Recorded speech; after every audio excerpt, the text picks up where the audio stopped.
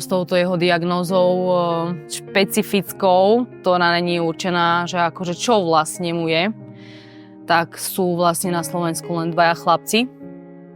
A jeden sa nachádza na východnom Slovensku a jeden je tuto na západnom.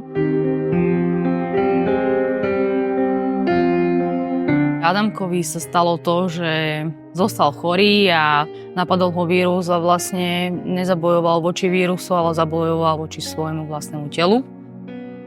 Jeden večer mu prestali vlastne fungovať na ručičke prsty.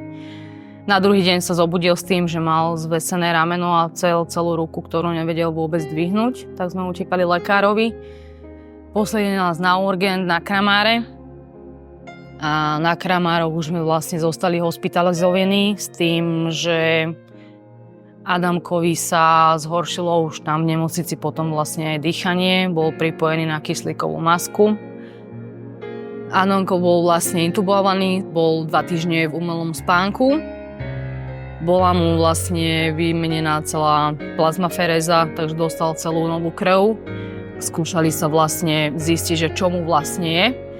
Nikto nič nezistil, dostal len takú obšírnu diagnózu, že chába mielitída, ktorá nikto nevie, čo znamená a či sa vôbec z toho akože Adamko dostane. Aktuálne to vyzerá tak, že Adamkovi našťastie zostala hlava na 200%. Navštevuje škôlku, je veľmi šikovný. S pohybom sme na tom tak, že nejdeme moc dopredu, zostalo mu len to, čo mal na ľavej nožke na prstoch. Ale bojujeme ďalej, skúšame a uvidíme, či budeme napredovať alebo nie. Skúšame teraz nové terapie vlastne v Rakúsku u Malovca, ktoré sú veľmi finančne náročné. Všetko si musíme vlastne hradiť sami. 3 týždne rehabilitácie bez ubytovania, bez stravy. A bez benzínu, ktorý tam prevezieme, tak čiste len rehabilitácia 5-hodinová 5 krát do týždňa, tak tá nás teraz vyšla vlastne 7,5 tisíca.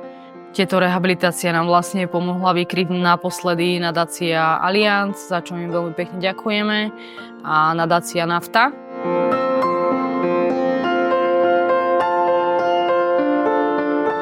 Pán Vismek prišiel k nám do kancelárie, do malackej pobočky na Cestu mládeže s tým, že potreboval zrušiť nejakú zmluvu.